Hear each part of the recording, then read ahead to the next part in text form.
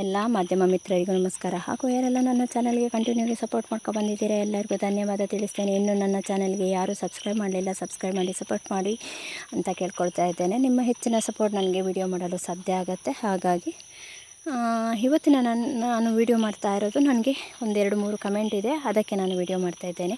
ಮೊದಲನೆಯದಾಗಿ ನನಗೆ ಗೊಬ್ಬರ ಎಲ್ಲಿ ಸಿಗುತ್ತೆ ಅಂತ ಕೇಳಿದ್ದೀರಿ, ಅಂಗಡಿ ಹೆಸರು ಅಂತ ಕೇಳಿದ್ದೀರಿ. ಅದಕ್ಕೋಸ್ಕರ ನಾನು ನಿಮಗೆ ಹೇಳ್ತಾ ಇದ್ದೇನೆ, ನಿಮ್ಮ ಏರಿಯಾದಲ್ಲಿ ಎಲ್ಲಾದರೂ ಫರ್ಟಿಲೈಸರ್ ಶಾಪ್ ಉಂಟಾ ಅಂತ ನೋಡಿದ್ದೀರಾ? ಕೇಳ್ಕೊಳ್ಳಿ ಫಸ್ಟು. ಆಮೇಲೆ ಗೂಗಲಲ್ಲಿ ಸರ್ಚ್ ಮಾಡಿ ನೋಡಿ, ಎಲ್ಲರೂ ನಿಯರ್ ಬೈ ಇದೆಯಾ ಅಂತ ಗೊತ್ತಾಗುತ್ತೆ. ಇನ್ನೊಂದು, ತೋಟಗಾರಿಕೆ ಇಲಾಖೆ ಮತ್ತು ಕೃಷಿ ಇಲಾಖೆಯಲ್ಲೂ ಕೂಡ ಗೊಬ್ಬರ ಸಿಗುತ್ತೆ.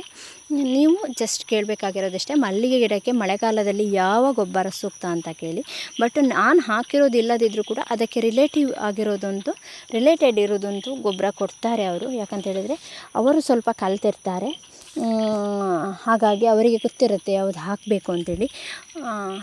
ಅವರು ಇದಾಗಿಯೇ ಬಂದಿರ್ತಾರೆ. ಯಾಕಂತೇಳಿ ಕಲ್ತ್ಬಿಟ್ಟು ಅವ್ರು ಸರ್ಟಿಫಿಕೇಟ್ ತಗೊಂಡು ಫರ್ಟಿಲೈಸರ್ ಶಾಪ್ ಆಗಲಿ ಅಥವಾ ಕೃಷಿ ಇಲಾಖೆ, ಕೈಗಾರಿಕೆ ಇಲಾಖೆಯಲ್ಲಿ ಇದ್ದಿರ್ತಾರೆ. ಇಲ್ಲ ಅಂತೇಳಿದರೆ ಅವರಿಗೆ ಹಾಗೆ ಮಾಡಲಿಕ್ಕೆ ಆಗೋದಿಲ್ಲ. ನಮಗಿಂತ ಜಾಸ್ತಿ ಅವರಿಗೆ ಗೊತ್ತಿರ್ತದೆ. ಅದಕ್ಕೆ ನಮಗೆ ಎಷ್ಟು ಗೊತ್ತಿದ್ರೂ ಕೂಡ ಅವರನ್ನು ಕೇಳಿಯೇ ನಾನು ತಗೊಂಡ್ಬರೋದು. ನಾವೇನೋ ನೋಡಿ ಹೇಳ್ತೇವೆ ಅಥವಾ ಅವರನ್ನು ಕೇಳಿ ನಾವು ನಿಮಗೆ ಹೇಳ್ತೇವೆ. ಬಟ್ ಅವ್ರು ಹಾಗಲ್ಲ, ಅವರು ಕಲ್ತಿದ್ದಾರೆ, ಅವರಿಗೆ ಗೊತ್ತಿರ್ತದೆ. ಹಾಗಾಗಿ ಹೇಳ್ತಾ ಇದ್ದೇನೆ. ಇನ್ನೊಂದು ಎಂತ ಅಂತ ಹೇಳಿದರೆ, ಸ್ವಾತಿಯವರು ನನಗೆ ಕಮೆಂಟ್ ಮಾಡಿದರು, ನನ್ನ ಗಿಡ ಚಿಗುರೇ ಬರಲಿಲ್ಲ ಅಂತೇಳಿ. ನನಗೆ ತುಂಬ ಬೇಜಾರಾಗ್ತದೆ. ಅವರು 2-3 ಸರಿ ಹಾಗೆ ಹೇಳಿದರು. ಅದಕ್ಕೋಸ್ಕರ ವಿಡಿಯೋ ಮಾಡ್ತಿದ್ದೇನೆ. ನೋಡಿ, ನಮ್ಮ ಗಿಡದ ಬುಡದಲ್ಲಿ ಟೈಟ್ ಇರುತ್ತಲ್ಲ ಮಣ್ಣು, ಆವಾಗ ಚಿಗುರು ಬಾರದಿರಲಿಕ್ಕೆ ಒಂದು ಕಾರಣ. ಇನ್ನೊಂದು, ಹಳೆಯ ಗೆಲ್ಲುಗಳಿದ್ದರೆ ಅದು ಏನೇ ಮಾಡಿದರೂ ಚಿಗುರು ಬರೋದಿಲ್ಲ, ಕಟ್ ಮಾಡಬೇಕು ನಾವು. ಇದು 2 ರೀಸನ್ನು. ಇನ್ನೊಂದು, ನಮಗೆ ಮಲ್ಲಿಗೆ ಗಿಡದ ಕ್ವಾಲಿಟಿಯಲ್ಲಿ ಕೂಡ ನಮಗೆ ಪ್ರಾಬ್ಲಮ್ ಇರುತ್ತೆ. ನಾವು ಕೆಲವು ಮಲ್ಲಿಗೆ ಗಿಡ ಕೆಲವರು ಮಾಡ್ತಾರೆ, ಮಂಗಳೂರು ಮಲ್ಲಿಗೆಯಲ್ಲಿ ಮಾಡ್ತಾರೆ. ಅದರಲ್ಲಿ ಕೆಲವು ಮಲ್ಲಿಗೆ ಹೂ ಬರದ ಗಿಡ ಇರ್ತದೆ, ಅದರಲ್ಲಿ ಮಾಡಿದರೆ ನಮಗೆ ಹೂ ಬರೋದೇ ಇಲ್ಲ. ಇನ್ನೊಂದು, ನಮ್ಮ ಗಿಡದ ಬುಡ ಟೈಟ್ ಇದೆಯಾ ಅಂತ ನಾವು ನೋಡ್ಕೊಳ್ಬೇಕು. ಯಾಕಂತ ಹೇಳಿದರೆ, ನಾನು ಮೊನ್ನೆ ಗಿಡದ ಬುಡ ಗೊಬ್ಬರ ಹಾಕುವಾಗ ಫುಲ್ಲು ಬೇರುಗಳು ಸುತ್ತಾಕೊಂಡ್ಬಿಟ್ಟಿತ್ತು. ನನಗೆ ಬಿಡಿಸಲಿಕ್ಕೆ ಆಗ್ತಿರಲಿಲ್ಲ, ಅಷ್ಟು ಬೇರುಗಳು. ನೋಡಿ, ನಾನು ಕಟ್ ಮಾಡಿದ್ದೇನೆ, ಕಟ್ ಆಗಿದೆ ನೋಡಿ ಬುಡ ಬಿಡಿಸುವಾಗ. ಇದು ಎಂಥ ಪ್ರಾಬ್ಲಮ್ ಆಗೋದಿಲ್ಲ, ಇದು ಬೇಬಿ ಹೇರ್ ಆಗಿದ್ದ ಕಾರಣ. ಇದು ಕಟ್ಟಾದರೆ ಪುನಃ ಚಿಗುರು ಬರ್ತದೆ. ಹಾಗೆ ಒಂದು ಲೇಯರ್ ನಾನು ಒಂದು ಹಾಫ್ ಇಂಚಸ್ ಆಗುವಷ್ಟು ನಾನು ಮಣ್ಣನ್ನು ಲೂಸ್ ಮಾಡಿದೆ. ಅದಕ್ಕೆ ನಾನು ಗೊಬ್ಬರ ಹಾಕಿಬಿಟ್ಟು ಮತ್ತೆ ಅದೇ ಮಣ್ಣನ್ನು ಮುಚ್ಚಿಬಿಟ್ಟು ಪುಷ್ ಮಾಡಿದೆ. ನಿಮಗೆ ಈ ಟೈಮಿಗೆ ಆಗಲ್ಲ, ಸ್ವಲ್ಪ ಬಿಸಿಲು ಬಂತು, ಮೊನ್ನೆ ಥರ ಬಿಸಿಲು ಬಂತು ಅಂತ ಹೇಳಿದರೆ ಇದನ್ನು ನೀವು ಮಣ್ಣನ್ನು ಲೂಸ್ ಮಾಡಿಬಿಟ್ಟು ಸ್ವಲ್ಪ ಗೊಬ್ಬರ ಹಾಕಿ 1 ಲೇಯರ್ ಅಂದರೆ ಒಂದು ಹಾಫ್ ಇಂಚಸ್ ಆಗುವಷ್ಟು ಮಣ್ಣನ್ನು ನೀವು ಲೂಸ್ ಮಾಡಿ, ಆವಾಗ ನಿಮಗೆ ಒಂದು ಇದು ಸಿಗುತ್ತೆ. ಮಣ್ಣು ಲೂಸ್ ಮಾಡಿದರೆ ಕೂಡ ಪುನಃ ಪುಷ್ ಮಾಡಿ. ಒಂದು ವೇಳೆ ಸಿಂಗಲ್ ಮಳೆ ಎಲ್ಲ ಬಂದರೆ ಏನೂ ಪ್ರಾಬ್ಲಮ್ ಆಗೋಲ್ಲ. ಇಲ್ಲ ಅಂತ ಹೇಳಿದರೆ ಮಳೆ ಏನಾದ್ರು ಬಂದರೆ ಹಾಳಾಗತ್ತೆ. ಮಳೆಯನ್ನು ನೋಡಿಬಿಟ್ಟೆ ಬುಡ ಬಿಡಿಸಿ. ನನ್ನ ಎಲ್ಲ ಗಿಡವನ್ನು ಬಿಡಿಸಿದ್ದೇನೆ. ಆದರೆ ನೀವು ಈಗ ಮಳೆ ಇದ್ದರೆ ಬಿಡಿಸ್ಲಿಕ್ಕೆ ಹೋಗಬೇಡಿ. ಒಂದು ಸೆಪ್ಟೆಂಬರ್ ಕಳೆದ ನಂತರ ಅಕ್ಟೋಬರಿಗೆ ಹಾಗೆ ಬುಡ ಬಿಡಿಸಿ ಗೊಬ್ಬರ ಹಾಕಿ, ಆವಾಗ ನಿಮ್ಮ ಗಿಡ ಚೆನ್ನಾಗಿ ಬರುತ್ತೆ. ಮತ್ತು ನೀವು ಹಳೆ ಗೆಲ್ಲುಗಳಿದ್ದರೆ ಕಟ್ ಮಾಡಿಬಿಡಿ. ಮತ್ತು ಕೇರೆ ಬಳ್ಳಿ ಬರುತ್ತಲ್ಲ, ಅದು ಬಿಲ್ಕುಲ್ ಬಿಡಲೇಬೇಡಿ, ಅದು ಬರುವಾಗಲೇ ಕಟ್ ಮಾಡಿಬಿಡಿ. ಆವಾಗ ನಿಮ್ಮದು ಗಿಡ ಪುಷ್ಷಾಗಿ ಬಂದು ಹಲವು ಗೆಲ್ಲುಗಳಾಗಿ ಚಿಗುರಿ ಅದರಲ್ಲಿ ಜಾಸ್ತಿ ಮೊಗ್ಗೆ ಬರುವ ಚಾನ್ಸಸ್ ಇರುತ್ತೆ. ಹಾಗಾಗಿ ಇನ್ನೊಂದು ಎಂತ ಹೇಳಿದರೆ, ಈ ಥರ ಕೇರೆ ಬಳ್ಳಿಯನ್ನು ಬಿಡಲೇಬೇಡಿ. ಇದು ಗಿಡದಲ್ಲಿದ್ದರೆ ನಮಗೆ ಚಿಗುರು ಬರಲಿಕ್ಕೆ ಸಾಧ್ಯವೇ ಇಲ್ಲ.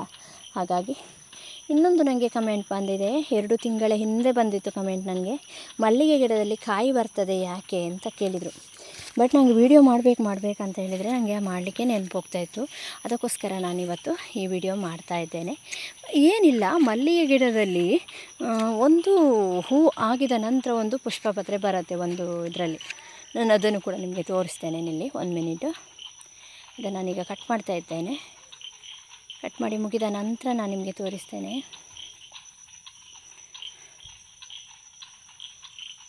ಒಂದು ಗೆಲ್ಲುಗಳು ಅಂದರೆ ಕೆರೆ ಬಳ್ಳಿಗಳು ತುಂಬ ಬೆಳೆದಿದೆ, ಹಾಗಾಗಿ ಕಟ್ ಮಾಡಿದೆ. ನೋಡಿ, ಈ ಥರ ಒಂದು ಪುಷ್ಪಪತ್ರೆ ಬರುತ್ತೆ. ಇದು ವೈಟ್ ಇತ್ತು ಮೊನ್ನೆ, ಈಗ ಬ್ರೌನ್ ಆಗಿದೆ.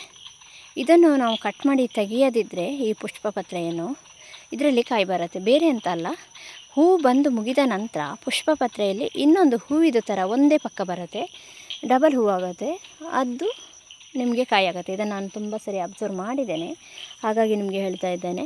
ಇದು ಏನಲ್ಲ, ನನ್ನ ಅನಿಸಿಕೆ ಇದೊಂದು ಗಂಡು ಹೂವು ಹೆಣ್ಣು ಹೂವು ಆಗಿರ್ಬೋದು. ಹಾಗಾಗಿ ಇದು ಪ್ರತಿಯೊಂದು ಹೂವಿನ ಗಿಡದಲ್ಲಿ ಸಹ ಗಂಡು ಮತ್ತು ಹೆಣ್ಣು ಇರ್ಬೋದು. ಹಾಗಾಗಿ ಕಾಯಿ ಬಿಟ್ಟಿರ್ಬೋದು, ಅಷ್ಟು ಗೊತ್ತಿಲ್ಲ ನನಗೆ.